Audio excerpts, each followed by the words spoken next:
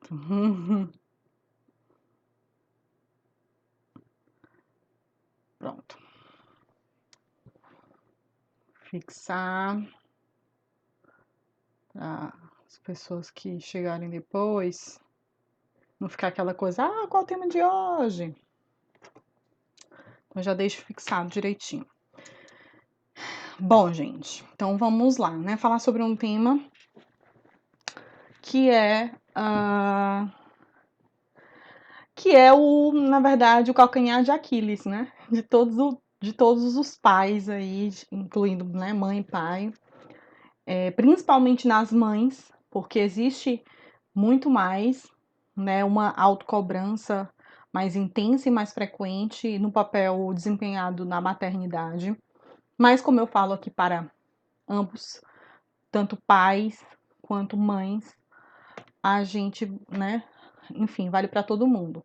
Mas de fato, a autocobrança ela é muito mais intensa para as mulheres, né, por conta em si do contexto da nossa própria cultura, que de alguma forma sobrecarrega algumas atividades da mulher para a mulher, né? Então a mulher ela acaba dentro da nossa cultura tendo que dar conta de muita coisa, e isso, consequentemente, também traz muito mais autocobrança, porque é muito difícil administrar muita coisa. Uma vez eu vi uma imagem de um polvo, né? A mulher como se fosse um polvo, exatamente isso, com vários braços, tentando dar conta de muita coisa. Então, a autocobrança, né? Assim, eu não vou dizer que ela é uma coisa ruim, totalmente, tá? E não, a gente não pode trazer esse termo de autocobrança como uma palavra só negativa, porque depende do tipo de autocobrança, depende da forma como você lida com essa autocobrança, certo? E aí entra um ponto o primeiro ponto que eu quero trazer para vocês como uma forma de reflexão. Quando a gente se autocobra, seja no aspecto da educação, na maternidade, ou da paternidade, a gente busca, no caso, uma melhora de alguma forma, tá? Então, quando a gente reflete, nós refletimos, poxa, eu poderia melhorar nesse aspecto, eu poderia flexibilizar desse lado, eu poderia rever dessa conduta. Então, até aí, essa autocobrança, ela é positiva quando ela faz com que o sujeito se movimente para algo. Pense quais caminhos esse sujeito pode seguir para melhorar, como um processo mesmo de transformação. Na psicologia, a gente fala muito assim, que o sujeito ele está em constante devir, ou seja, em constante transformação. E nós estamos em constante transformação e mudança também. E nessa mudança, a gente precisa, em alguns momentos, se cobrar mesmo, se posicionar, repensar, né? Ver alternativas, pensar melhor sobre quais são os outros meios e caminhos que a gente pode seguir. Até aí, ok, e é saudável, e a gente precisa, caso contrário, nós não vamos amadurecer, nós não vamos melhorar como pessoas, a gente não vai melhorar isso em várias esferas, tanto como pessoa quanto no papel do maternar, do paternar.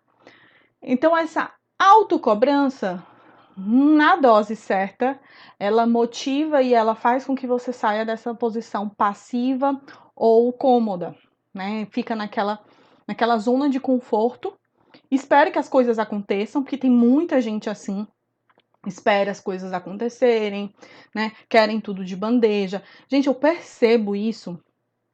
Eu achei muito engraçado, porque como o meu público é grande, assim, e cresce muito rápido, eu percebo na colocação das pessoas, assim, na hora de comentar, né?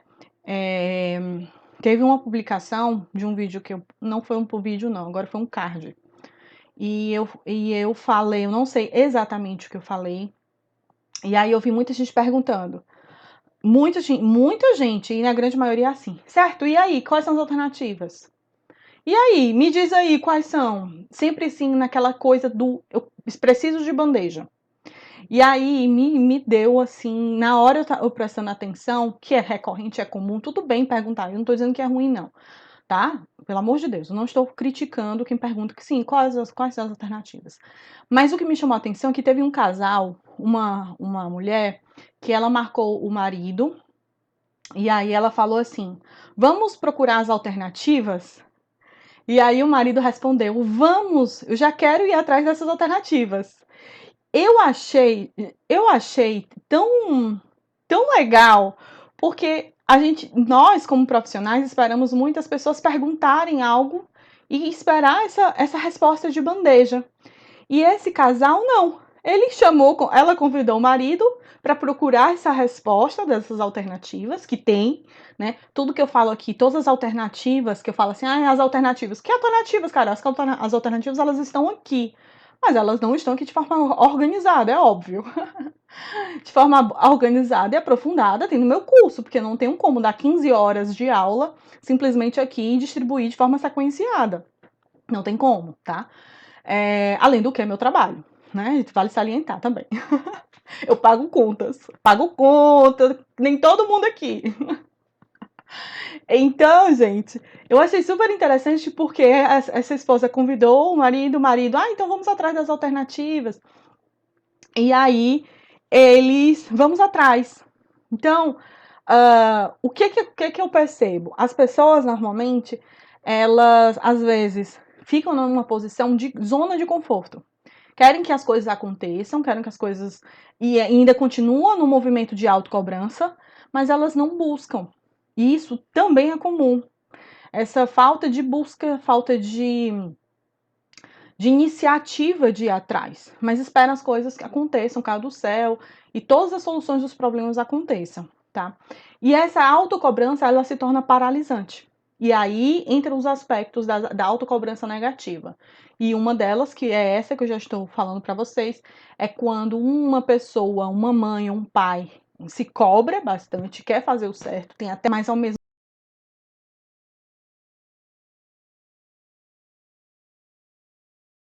tempo, esse sujeito ele não se movimenta para.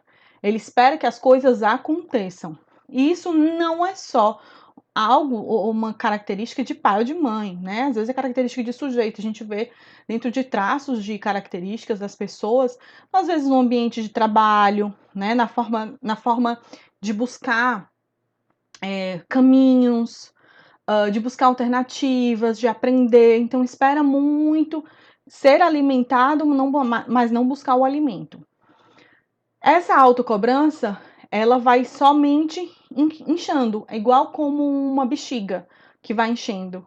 Essa pessoa, ela sente que há uma necessidade real de mudança, ela se cobra por essa mudança, ela quer que algo aconteça de diferente, ou que as coisas aconteçam melhor em casa, ou que o seu filho consiga lidar melhor com as emoções, mas ela não faz por onde.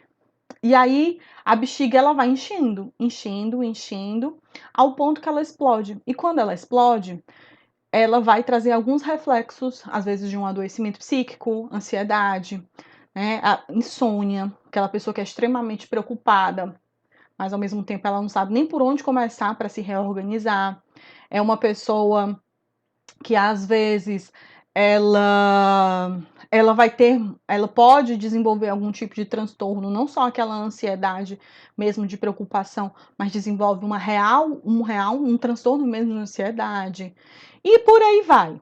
O que eu quero dizer é que a autocobrança, ela tem uma finalidade de movimentar, de que a gente vai atrás, que a gente busque, que a gente mude, melhore, mas ao mesmo tempo, se você, né, acaba acaba ficando com essa autocobrança e não busca, espera que as coisas aconteçam, isso também vai inflamando, inflamando, inflamando, inflamando, ao ponto que de alguma forma, mais cedo ou mais tarde, essa conta não vai bater e isso vai trazer alguns reflexos na sua saúde física e emocional, tá bom? Bom, a autocobrança, ela também nos remete a algo que às vezes as pessoas não percebem, buscam sem perceber que estão buscando, que é a perfeição. Por mais que todo mundo saiba aqui que perfeição não existe, eu posso dizer assim, gente, perfeição não existe. E você concordar comigo, balançar a cabeça, realmente, perfeição não existe. Ninguém vai chegar a ser perfeito, de fato. Eu tenho certeza que vocês têm essa consciência. Porém, inconscientemente, muitas pessoas elas buscam mesmo uma perfeição e têm uma dificuldade de ir de encontro com a sua própria vulnerabilidade. Tem um livro bem interessante que é da Brené Brown, que se chama, ela tem 2 com esse título e tem um deles que se chama A Coragem de Ser Imperfeito. Tem um 2, mas o que eu li, assim, gostei bastante mais foi um marronzinho. Que ela fala, A Coragem de Ser Imperfeito. A Coragem de Ser Imperfeito, né, da Brené Brown, tem até, se você colocar no YouTube, tem palestras dela, e ela fala muito sobre essa questão da vulnerabilidade, e ela fala numa linguagem super acessível, é bem legal o conteúdo dela, né? Os estudos que ela traz. Ela fala muito disso, que se a gente vai de encontro e luta contra a nossa vulnerabilidade, a gente entra em sofrimento. Porque a vulnerabilidade do ser humano, ela está ali. Ou seja, o que ela quer dizer é que a gente tem que não é se conformar com o que já está, mas a gente aceitar que nós somos passíveis de erro, né? Que nós somos passíveis de, às vezes, uma colocação errada, um comportamento equivocado, e a gente conseguir ter um auto-perdão, a gente conseguir pensar maneiras de fazer diferente no futuro, mas não ficar amarrado na culpa. Porque quando a autocobrança ela é muito intensa, e o sujeito ele se amarra nos sentimentos de culpa, e isso pode, de alguma forma, também impactar tanto na saúde física, emocional desse próprio sujeito, como também nas relações. Nunca vai ser o suficiente. Então, eu me relaciono com meu filho, mas nunca é o suficiente. O tempo de qualidade que eu tenho com meu filho, mas não é o suficiente. Então, fica naquele sofrimento, naquele sentimento de culpa que não vai para frente, né? E aí, quando a gente aceita as nossas vulnerabilidades, o quê? A gente aceita que às vezes naquele momento a gente não tá bem, que nem sempre a gente vai acertar. Quando eu falo aqui com vocês sobre uma educação consciente, né? Que eu falo que a gente precisa ter noção e saber o que a gente está fazendo na hora de direcionar a educação, eu não falo de perfeição. Eu não falo para vocês que vocês nunca mais vão errar, porque isso não é humano, né? Eu estaria sendo de encontro, na verdade, com a minha formação, com a subjetividade humana. Então, não tem como nós cobrarmos algo que não é inerente ao sujeito. Dizer que você nunca mais vai gritar. Você pode ter todas as ferramentas do mundo. O fato é que você raramente ou excepcionalmente você vai extrapolar. Porque se você tem domínio sobre a situação, não é domínio sobre o seu filho, mas domínio sobre a situação, se você tem um maior controle, você sabe o que você está fazendo, a forma como você está conduzindo, isso vai diminuir os atritos, isso vai diminuir muito mais os desafios. E diminuindo tudo isso, diminui seu cansaço, diminui seu estresse, mas em alguns momentos você vai extravasar, porque você é um ser humano, como qualquer outro. E aí que entra a questão da vulnerabilidade. Porque quem já está dentro, né, quem já está aí aplicando uma educação consciente, né, tem muita gente aqui que já me acompanha há muito tempo, até aluna minha do curso, tem muita gente aqui que já está há muito tempo comigo, já está bem assim treinadinha, já consegue colocar as ferramentas em prática, enfim, flui, né? Tá fluindo bem. Mesmo assim, essas pessoas, em alguns momentos, elas vão estar vulneráveis. E elas não vão ser 100%, sabe? E aí, se essa pessoa ela não entende essa vulnerabilidade, ela entra no mecanismo de autocobrança, de estar sempre nunca tá perfeito, nunca tá nem perfeito, nunca tá o esperado, sabe? Aquela coisa assim, esquece tudo que fez, deu uma escorregada e aí nada mais vale. Aquilo tudo que todos os ganhos do passado não faz mais o menor sentido, porque naquele momento eu acabei pisando na bola, eu acabei extrapolando. E não é assim, tá? Então essa autocobrança, ela pode e ela deve sim surgir para que a gente cresça, mas a gente precisa ter essa aceitação dos nossos momentos de vulnerabilidade, certo? Eu acredito muito, gente, que na autocobrança, né, eu lido com muitas pessoas que se cobram demais. Muita, muita, muita, muita. E principalmente as mulheres. E eu costumo, né, trazer alguns questionamentos para essa pessoa se fazer, principalmente naqueles momentos de autocobrança, um momento que você está ali arrastando corrente, sabe? De estar todo o tempo pensando, por que que não fez, deixou de fazer, poxa, eu tenho um trabalho, né? Tem pessoas que têm uma jornada de trabalho muito puxada e se sentem mal porque não consegue ficar mais tempo com o filho, e o filho demanda também essa atenção e esse tempo. Eu costumo fazer algumas perguntas, o seguinte, a gente precisa sempre entender o que dentro do nosso campo de vivência, né, de mundo, o que está sob o nosso controle e o que não está sob o nosso controle. E isso é essencial da gente dividir o joio do trigo.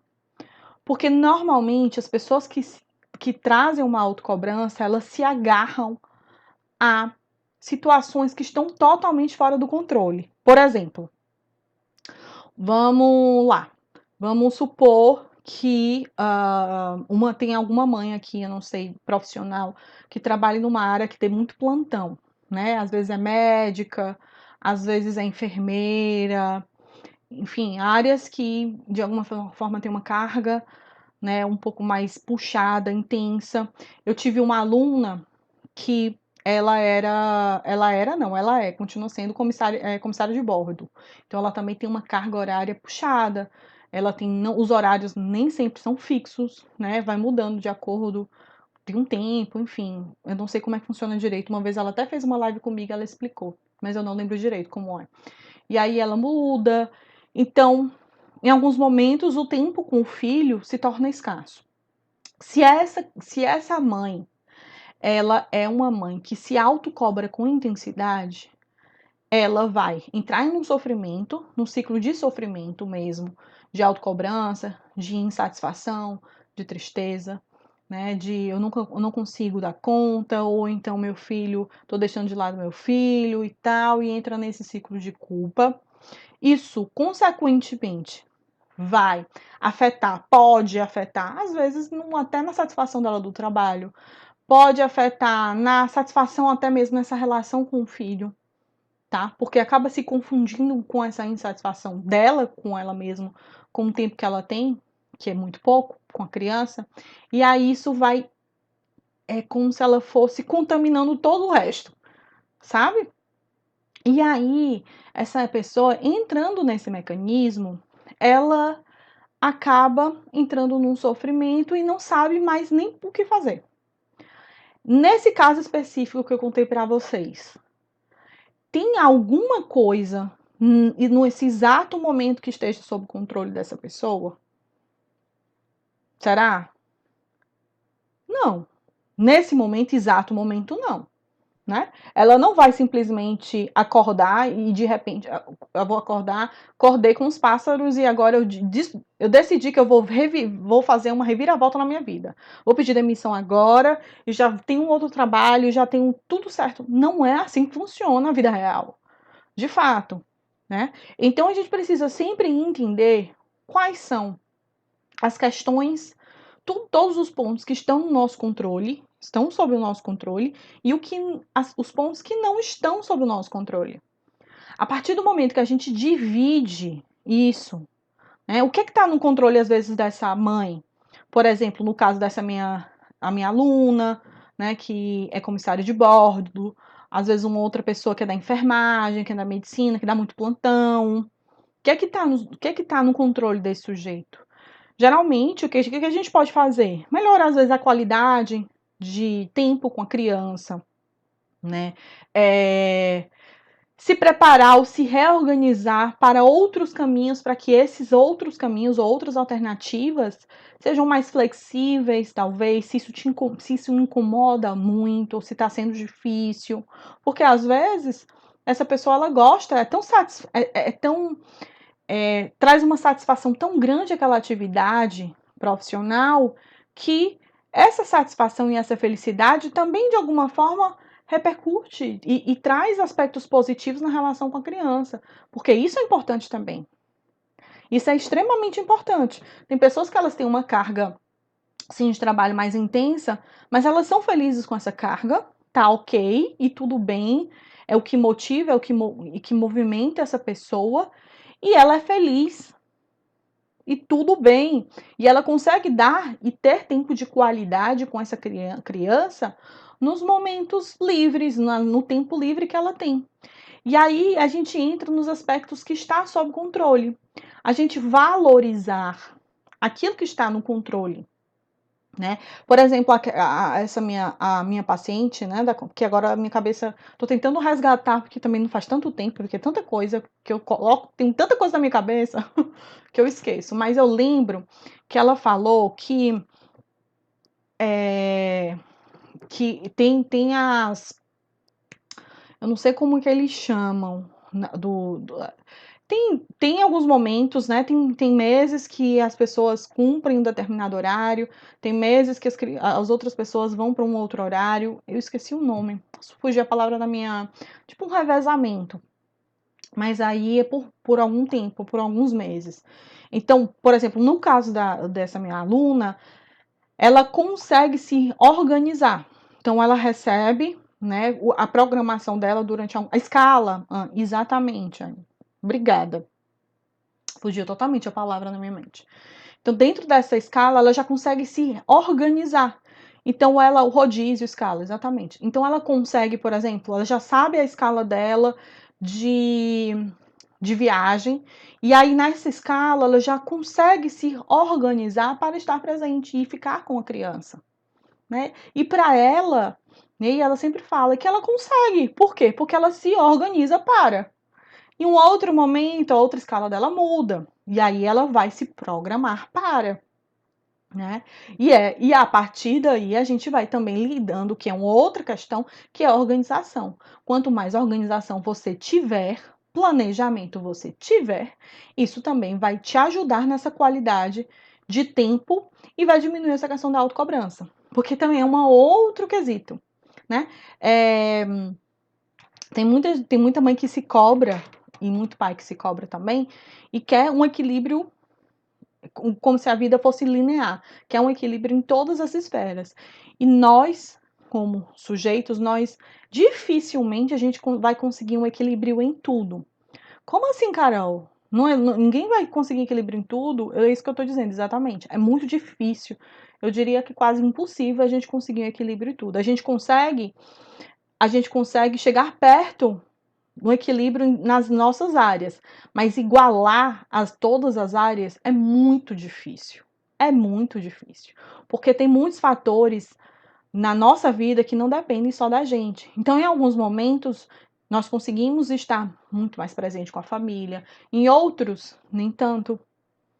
Né? Nós estamos mais inclinados a algum projeto, alguma perspectiva profissional, ou então nós estamos mais inclinados a uma questão de saúde que a gente precisa focar mais. Então a nossa vida, ela não necessariamente a gente vai estar sempre tudo muito fechadinho, tudo muito igual. Sabe como é que eu vejo isso de forma assim muito objetiva? Tem uma técnica na TCC que a gente fala, tem gente que fala a técnica da torta, a técnica da pizza. Eu chamo a técnica da torta. E nessa técnica da torta, a gente imagina como se uma torta e tivessem várias fatias, e cada fatia representa uma área da vida. Então, cada área, a gente vai colocando uma nota, né? E dividindo as fatias. E aí, quando a gente vai dividindo essas fatias, a gente consegue observar, por exemplo, o que está faltando. Às vezes é um autocuidado, Às vezes é o lazer que você não está conseguindo ter, às vezes é estar mais com seu filho que você não está conseguindo ter, às vezes você tá trabalhando demais e não está conseguindo, né, equilibrar as outras áreas. Mas a torta, quando eu, por exemplo, coloco em prática essa ferramenta da torta, eu não espero, né, que para mim, assim, o ideal é que tudo esteja equilibrado, todas as fatias estejam divididas igualmente. Não é isso, porque é impossível. Não tem como a gente estar com todas as fatias da torta divididas igualmente. Mas se nós observamos que dentro dessa fatia dessa torta existe um pedaço que está bem maior do que os outros, e a gente precisa só reavaliar, repensar como a gente pode equilibrar as outras fatias, sem necessariamente também abrir mão daquilo que está grande. Porque às vezes, por exemplo, tem uma pessoa, um sujeito, que trabalha muito, mas leva trabalho para casa, sabe? Não consegue se organizar. Professores são assim. Muitos dos professores, quem trabalha, né, com a docência, enfim, quem é professor, ele normalmente é uma atividade que leva muito trabalho para casa. Então requer muito mais organização. Por isso que eu digo, depende muito da vida do sujeito. Você se organizar de alguma forma que você consiga tentar equilibrar, mas não igualar, porque é impossível a gente igualar todas as áreas, inclusive a maternidade. Inclusive, eu vou muito mais além, muito, muito, muito mais além. A gente igualar, às vezes, quantificar até a quantidade de tempo com a criança. Tem muita gente que fala assim, eu falo do tempo exclusivo, né? Da estratégia do tempo exclusivo, que é você estar com a criança, ter um momento especial com um filho, tal, né? E que é importante, que isso ajuda, inclusive, a diminuir os conflitos, isso diminui, a criança ela se sente, né? Mais se sente importante. E o tempo exclusivo é um outro ponto que às vezes as mães tentam quantificar, meu Deus, será que eu tô conseguindo equilibrar? E muitas vezes você precisa ficar um pouco mais com um do que com o outro por alguma necessidade. No caso de uma criança que acabou de ganhar um irmão, né? É fato que o seu bebê, se for muito pequeno, ele vai demandar muito mais a atenção. Logo, você vai ficar mais tempo com o bebê do que com o seu filho mais velho. Mas você pode, de alguma forma, ter um tempo exclusivo com o mais velho? Pode e deve. Mas isso não significa que você vai conseguir igualar o tempo, porque naquele momento você não tem como, às vezes você não tem rede de apoio suficiente, às vezes você está cansada fisicamente, mentalmente, e várias outras questões. Às vezes o seu hormônio tá sobe e desce, você não tá legal. E faz parte, por isso que a gente precisa aceitar a nossa vulnerabilidade. E aceitar a nossa vulnerabilidade é a gente dar o máximo que a gente pode dentro das circunstâncias que a gente vive. Porque a minha vida é diferente da sua, que é diferente da Gabriele, que é diferente da Patrícia, que tá aqui, que é diferente, que mais? Da Regilene, que todos nós temos vidas, bagagens, rotinas, atividades diferentes. E quando eu observo na minha história de vida, dentro da minha rotina, do meu dia a dia, como eu posso equilibrar isso para que seja bem, que eu esteja bem, que eu me sinta assim, poxa, eu estou fazendo minha parte, isso que é o mais importante, tá? Então, gente, a autocobrança, quando eu estou falando isso, da gente conseguir aceitar a nossa vulnerabilidade, a gente conseguir reorganizar a nossa vida sem a ideia de perfeição, é a melhor forma da gente lidar com a autocobrança.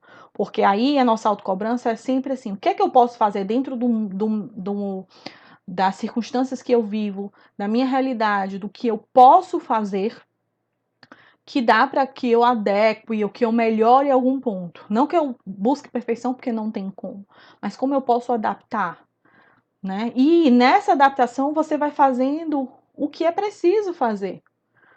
Né? Tem uma frase que diz assim: o feito é melhor do que perfeito. E o feito é melhor e muito melhor do que o perfeito, porque se muitas pessoas elas ficam presas na perfeição, nessa autocobrança de eu tenho que sempre estar 100%, eu sempre eu tenho que estar disposta a acertar todos os dias, bem-humorada todos os dias, eu tenho que estar plena para os meus filhos todos os dias, e nem sempre você vai estar.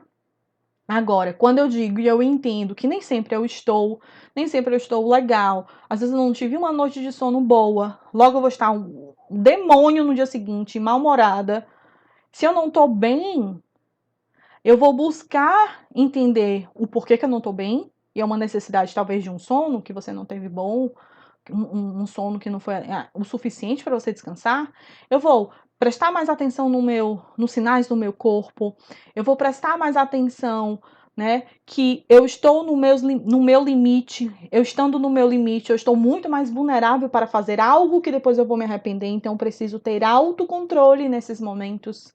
E aí a autocobrança ela é positiva nesse aspecto de se eu sei que eu preciso de algo, eu busco ou eu tenho alternativas para esse algo, para conseguir dar conta desse algo naquele momento, e eu pratico, isso é uma autocobrança positiva. Não é você ter conseguido o objetivo e concluído o objetivo de forma satisfatória 100%. Não, é pelo menos você ter tentado fazer, que eu acho que é a grande diferença do eu faço, do eu tenho que executar e eu tenho que acertar e eu tenho que fazer e tem que ser 100%, que é muito diferente. Esse entendimento de estou cansada, no dia seguinte eu vou estar impaciente provavelmente com meu filho, então eu tenho que prestar mais atenção nos sinais do meu corpo, eu tenho que prestar atenção que eu vou estar mais irritada, logo vou estar mais impaciente, mais intolerante. É muito provável que eu grite, é muito provável que eu exploda. Nesse momento, eu tendo esse autoconhecimento, eu tendo ferramentas para lidar nessas situações e eu pratico, isso sim é positivo. Não se você conseguiu, mas se você tenta, pelo menos é isso que eu quero dizer para vocês. Não é que vocês tenham que acertar sempre, mas que vocês precisam entender que dentro do nosso processo de crescimento, a gente tenta, tá? Certo?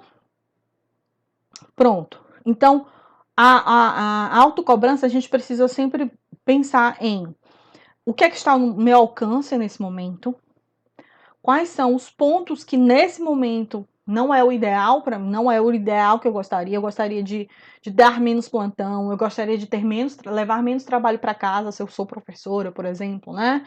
Levar menos trabalho para casa, menos prova, enfim. Não tem como eu mudar esse contexto no momento, e às vezes eu nem quero mudar porque eu gosto do que eu faço, e tá tudo bem eu gostar.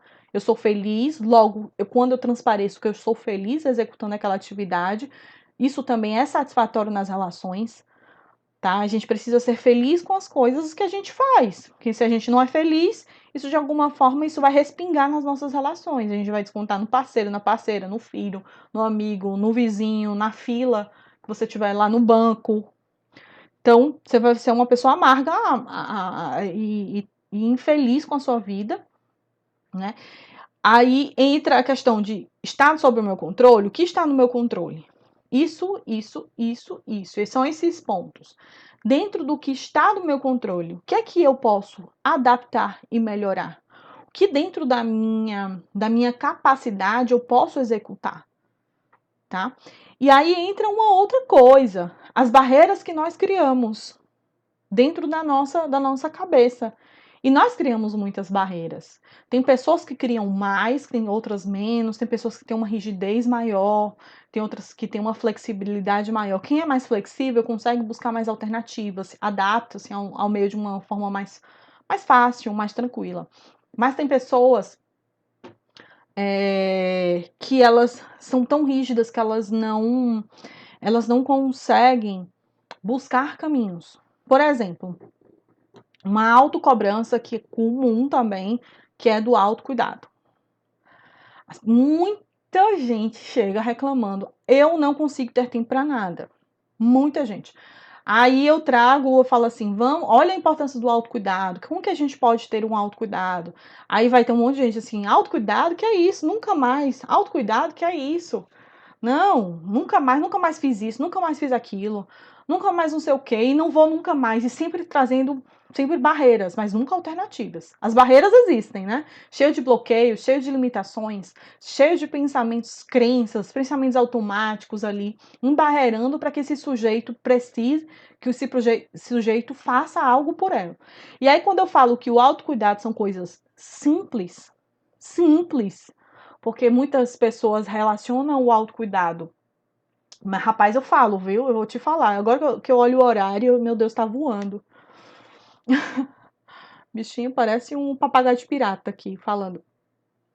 É, quando eu falo assim, o autocuidado é uma coisa super simples, as pessoas acham simples? Como assim simples? É simples. É simples porque a gente pode ter um autocuidado, uma autovalorização, um ato de amor próprio com atitudes do dia a dia. E você não precisa de muito tempo, não. E você também não precisa de um investimento para ter autocuidado. Se você quiser gastar algum dinheiro como um ato de autocuidado, ok. Mas se você não tem uma grana, se você nesse momento não tem condições, você pode ter atitudes, né? Você pode ter ações de autocuidado dentro das possibilidades que você tem. Então, por exemplo, quando eu falo assim, ter um momento quando o seu filho dorme. Tem gente que fala assim, eu não tenho tempo para nada. Eu pergunto, seu filho não dorme, não? Seu filho fica 24 horas ligado? Eu não entendo, não. Como é? Se ele não tá dormindo, a gente precisa aí de um suporte, né? Pra gente botar essa criança para dormir. Quer dizer, nem no momento de sono da criança você não consegue ter 5 minutos. Ah, meu filho,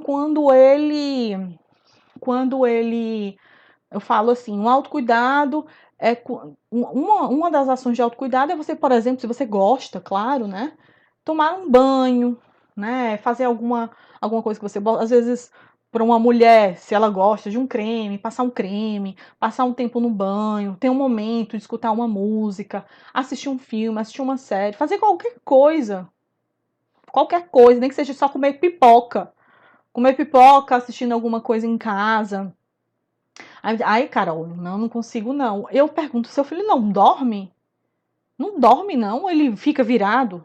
Ele vira a madrugada inteira. Se ele está, ou ele está dormindo muito tarde, e aí você precisa de uma reorganização, talvez de rotina, para que você consiga também ter uma liberdade, que é o que eu sempre costumo dizer.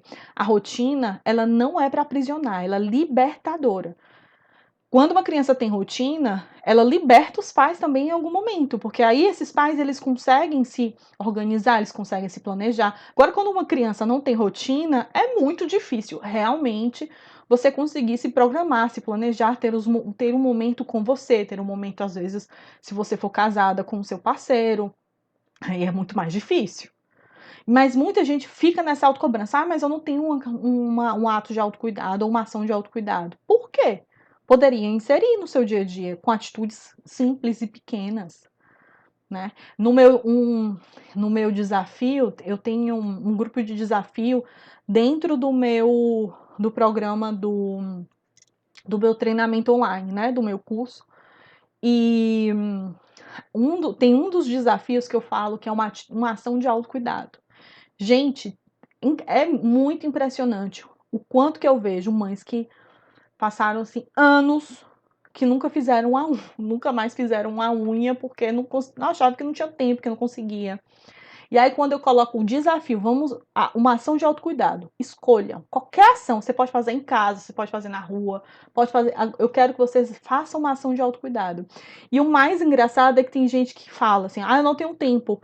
E aí começa quando eu coloco um desafio, lanço o desafio, porque tem que cumprir o desafio, essa mãe, se vira nos 30, vai. Teve uma que tinha, sei lá, acho que ela falou que tinha tipo, 2, 3 anos que nunca mais tinha ido para um salão. Ela mesma fez em casa. Ela fez em casa, ela não precisou ir para o salão. Ela fez em casa. Então, o que eu quero dizer é que a gente pode adaptar de acordo com o que a gente tem na manga. A gente não precisa de tudo, a gente só precisa o que é suficiente e o que dentro da nossa vida nós temos de ferramentas para a gente conseguir adaptar, certo? O outro ponto que eu falei sobre essa questão da autocobrança é o planejamento que está aí dentro, né? Como eu já linkei de alguma forma com essa questão da organização, né? De uma rotina, de uma criança ela ter os horários, não é um quartel que você vai ter, que o seu filho vai bater continência e já tem os horários e você não pode flexibilizar, não é isso. Mas você ter essa criança tendo uma noção de que existe um horário, existe uma hora para cada coisa, existe mais ou menos um ritmo, né? Eu gosto de dizer assim, mais ou menos o ritmo e as etapas do dia, para que você consiga também nesse planejamento você não se cobrar tanto, né? Você tentar buscar um equilíbrio, tá? Gente, uma outra coisa. Não sofram tanto, porque às vezes vocês começam a comparar o tempo de uma mãe, que uma mãe consegue passar o dia com uma criança e você às vezes não consegue. O hábito de comparação é é um veneno para a nossa transformação. Porque quando a gente começa a criar o hábito de sempre ficar ao invés da gente focar no que a gente pode fazer dentro das nossas circunstâncias e a gente entra num mecanismo de comparar, olhar sempre a grama do vizinho, fulana passa o dia, fulana consegue ficar em casa, ou seja, meu Deus, que coisa, que dádiva. Fulana tem um trabalho que ela fica em casa, então ela consegue ficar mais com os filhos. Que dádiva. Fulano cumpre só tanto carga horária de trabalho e ela consegue ficar com as crianças. Que coisa maravilhosa e eu não tenho. Logo, eu sou uma péssima mãe, logo eu sou um péssimo pai porque eu não consigo. Como tem pais que, por exemplo, viajam. Eu tenho alunas que os pais têm uma carga de trabalho que eles precisam muito se deslocar para outros estados e para outros lugares, às vezes até para outros países. E o que a gente faz? A gente precisa aceitar naquele momento e adaptar o que é possível dentro daquele meio, daquelas circunstâncias. Mas sem esse sentimento sabe, de como se fosse um monstro, como se fosse ruim, ou se fulano não faz isso, logo eu não sou um bom pai, logo eu não sou uma boa mãe. Não é isso que se resume a uma mãe e um pai. Não é. Tem muitas mães, tem muitos pais que sim passam o dia todo com a criança, mas às vezes não tem afeto, às vezes não tem um olhar atento, às vezes é um pai, é uma mãe que sufoca a criança, que desestrutura emocionalmente essa criança. Então eu costumo dizer que não é isso só, sabe? Vínculo, carinho, afeto, tempo de qualidade, não é somente você estar todo o tempo ou 24 horas disponível para a criança, não é. É a disponibilidade, é como você demonstra essa disponibilidade para a criança, é o tempo que você passa de qualidade com ela. E é claro que o seu filho vai te cobrar mais tempo, porque uma vez, essa semana, eu vi é, uma, uma mensagem de uma mãe botou assim, ela falou assim, eu me sinto muito culpada, eu acho que foi na pergunta que eu fiz de ontem, ela falou, eu me sinto muito culpada porque às vezes